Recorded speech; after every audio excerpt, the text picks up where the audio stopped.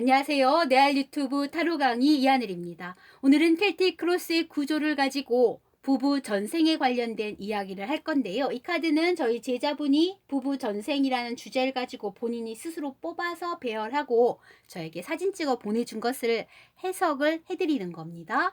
자, 그러면 부부 전생 체험 시작해 볼게요. 이 카드를 보는 순간 제가 시대적 배경은 귀족의 횡포가 극에 달한 유럽의 18세기 초, 17세기 말경 시민혁명이 막 꿈틀대던 그 시기쯤이라고 생각해 되더라고요. 그래서 그렇게 시대적 배경을 이해하면서 저의 이야기를 몰입해 주세요. 자, 1번과 2번은 보통은 타로 마스터들이 참고로 할 뿐이거든요. 그리고 중요한 1, 2번의 사건들은 이야기 속에서 나올 거라서 잠깐 킵해두고 3번부터 들어갑니다.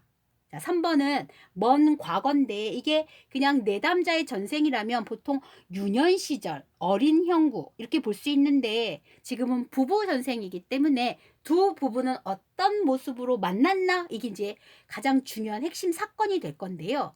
이 사건 속에 모든 게 이미 다 드러나 있습니다. 자, 볼게요. 귀족의 횡포가 극에 달해서 민중들을 유린하던 시기야. 그래서 유럽 어느 마을로 간다고 생각해 보세요. 15살 여자는, 소녀는 지금 뭔가의 선택을 했어요. 근데 그 선택이 본인의 행복만을 위한 선택이 아니야.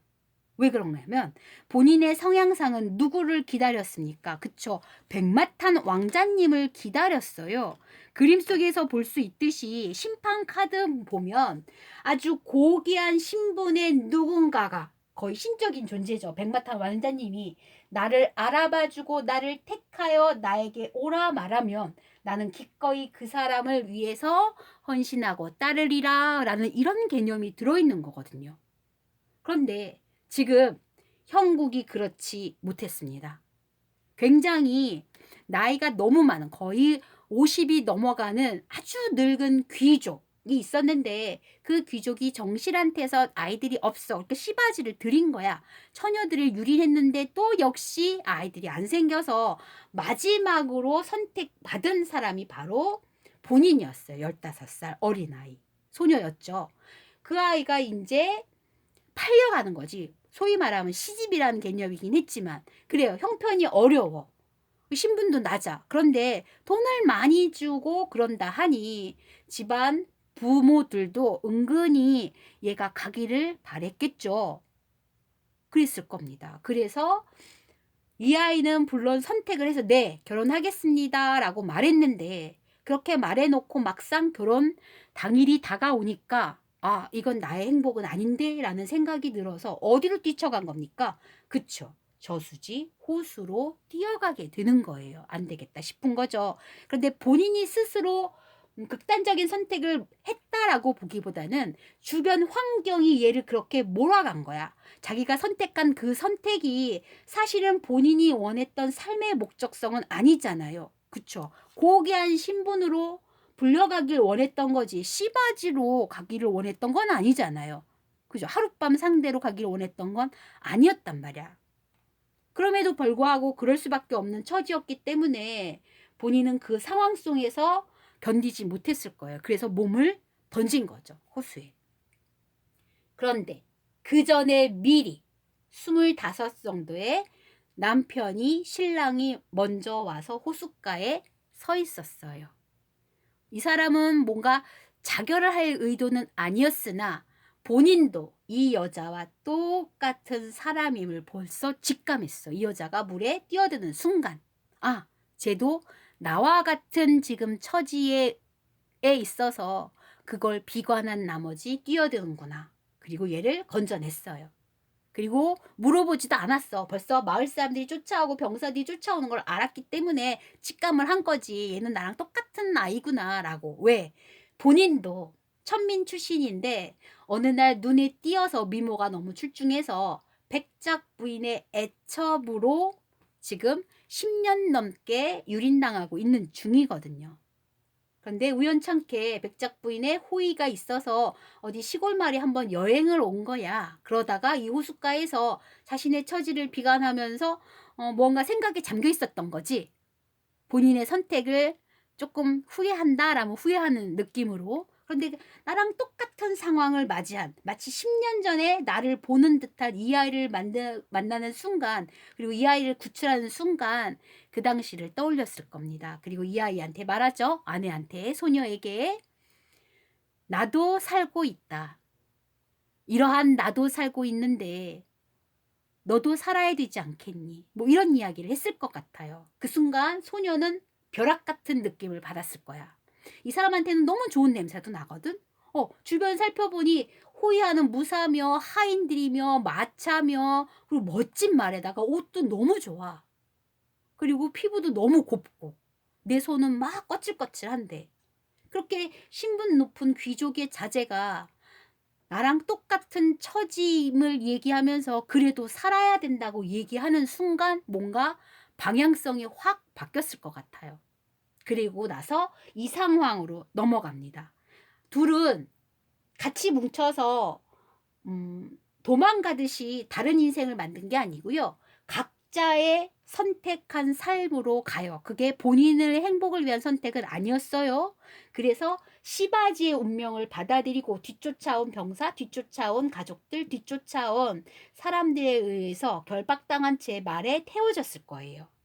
그리고 말에 태워져서 그 시바지로 귀족의 시바지로 가는 중에 뒤돌아 자꾸 보면서 나를 구해준 이 귀족 가문의 이름 모를 자제에게, 귀족 자제에게, 남편에게죠. 이 남편에게 눈짓을 보냈을 겁니다.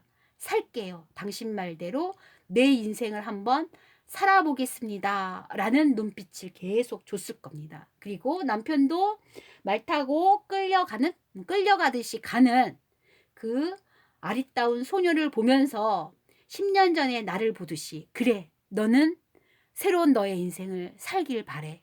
나도 뭔가 인식의 전환을 지금 너를 통해서 할 거야.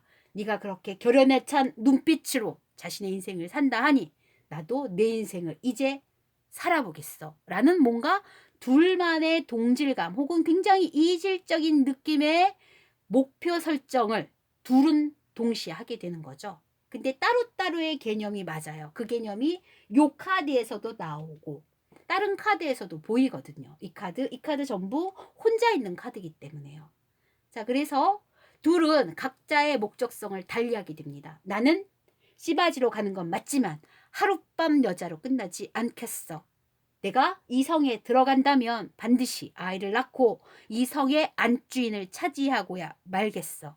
라는 무언가의 결심을 하게 되고 이 사람도 남편도 백작 부인한테 다시 돌아가긴 하지만 내가 백작 부인의 숨겨진 애첩으로서만 살진 않겠어. 나는 나를 드러내면서 정식 자귀, 호칭을 받는 사람으로서 인생을 만들어 놓을 거야. 그리고 내면에는 내가 이렇게 정말 내놓으라 하는 스스로 내 자신의 신분을 숨기고 애첩인 걸 숨겨야 되잖아. 그쵸? 드러낼 수가 없으니까 떳떳하지도 못하고. 그런데 이게 아니고 정식으로 앞에 나설 수 있는 무언가 자기가 생긴다면 내 마음의 희망이나 열정을 이 아이, 즉 아내를 위해서 소원하는 이 아이를 빼내고 이 아이를 갈구하고 이 아이를 미래의 비전으로서 내 것으로 취할 수 있는 뭔가를 만들겠어. 기반을 만들겠다.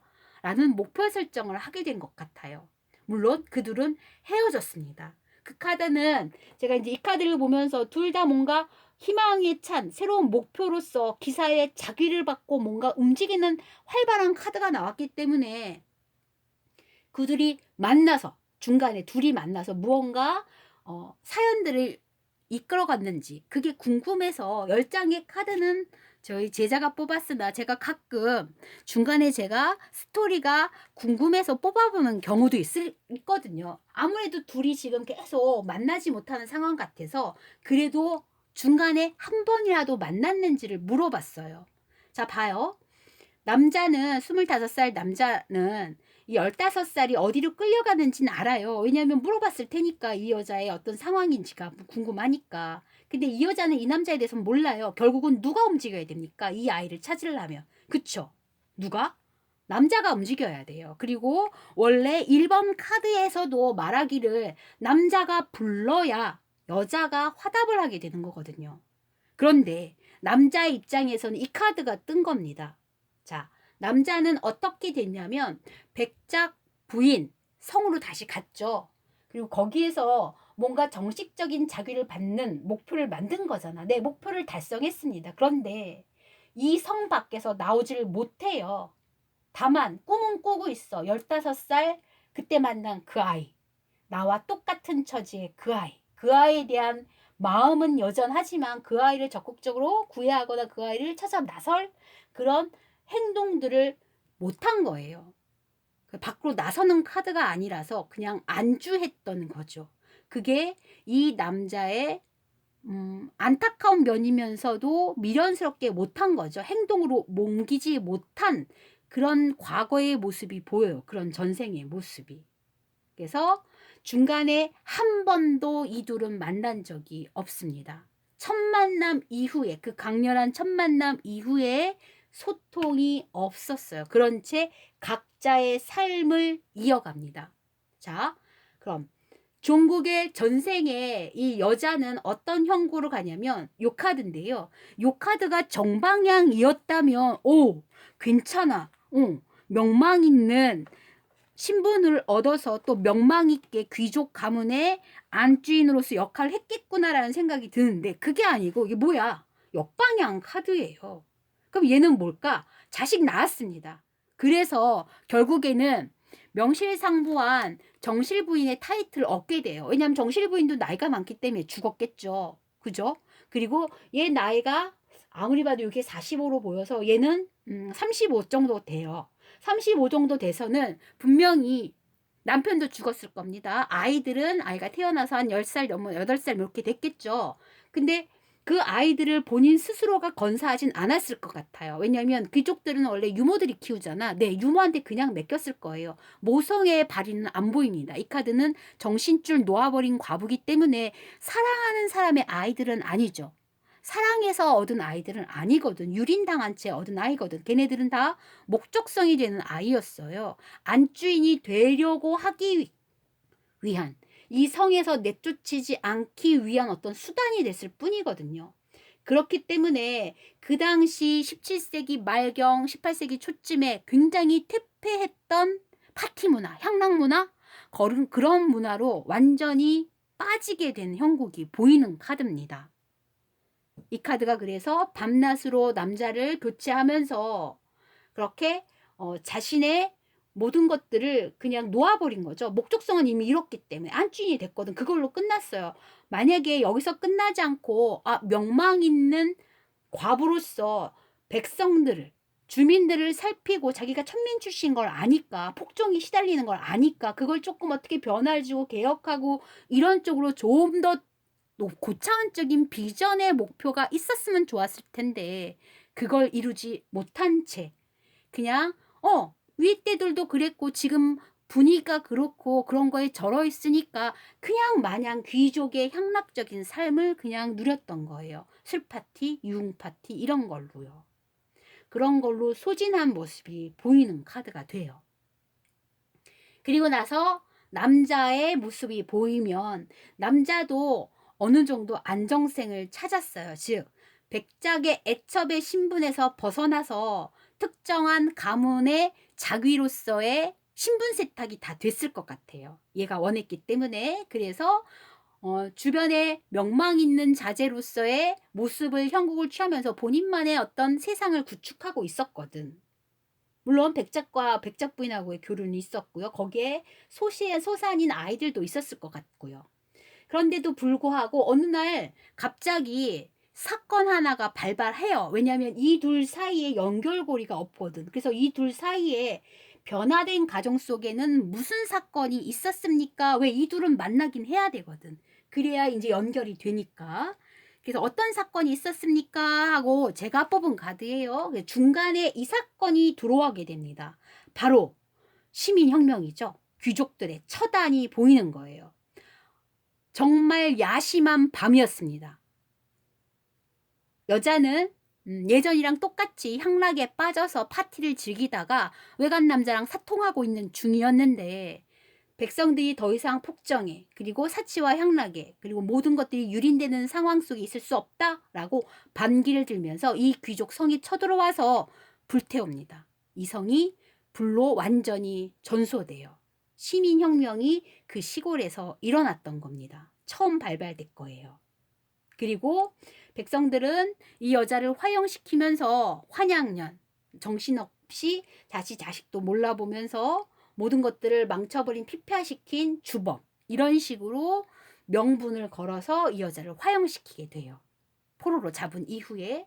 그런 사건이 이 사람에게, 남편에게 그제서야 들리는 겁니다. 그 소식을 듣고서 아차 싶었어요. 아, 나의 목적성이 뭐였지? 그렇지. 나는 조금 안정성을 확보한 이후에 그 여자를 찾겠다는 일념이 있었는데 내가 너무 늦었구나 라고 후회를 하게 되는 거죠. 네. 그제서야 갑자기 벌떡 그 소식을 접하자마자 벌떡 일어서서 그 여자를 향해 뛰쳐나갑니다. 주변에 식솔들이 다 말려요. 왜 그러시냐고. 가지 말라고. 그럼에도 불구하고 이 여자를 보겠다는 일념하에 쫓아갑니다. 그 사건이 요 둘 사이에 있어요. 즉, 네. 환양년으로 매도당한 채 혹은 매도당했다고 보긴 어렵습니다. 왜냐하면 이미 정말 색정으로 문란해진 모습이 보이거든요. 예, 환양년 맞습니다. 사실은. 그리고 폭정을 했던 것도 맞아요. 물론 폭정을 당했는지 안 했는지 관심이 없었을 수도 있어. 그냥 늘 하던 대로 하이들이 그렇게 하니까 관심 없으니까 정치적인 건 그냥 내버려 뒀을 수도 있어. 근데 그렇게 한 것마저도 그 시대에서는 좀 잘못된 거죠. 그걸 그냥 윗대에서 했으니까 그냥 저는 그냥 따라서 했을 뿐이에요 라고 얘기한다면 그건 반론은 아닌 거예요. 사실은 다른 목적과 비전성이 없었던 본인 자신을 탓해야 하지만 네, 시민혁명의 희생자가 된 건 맞습니다. 혹은 시민혁명을 일으킨 주범일 수도 있죠. 가해자일 수도 있는 거예요. 그래서 이 카드가 같이 나오는 겁니다. 자, 여기까지 하고 시민혁명을 통해서 화형당한 과부, 이 여자의 운명, 그리고 이 남편은 어떻게 됐는지 그 이야기를 다음 시간에 이어가면서 카드 나머지 걸 연결해 볼게요.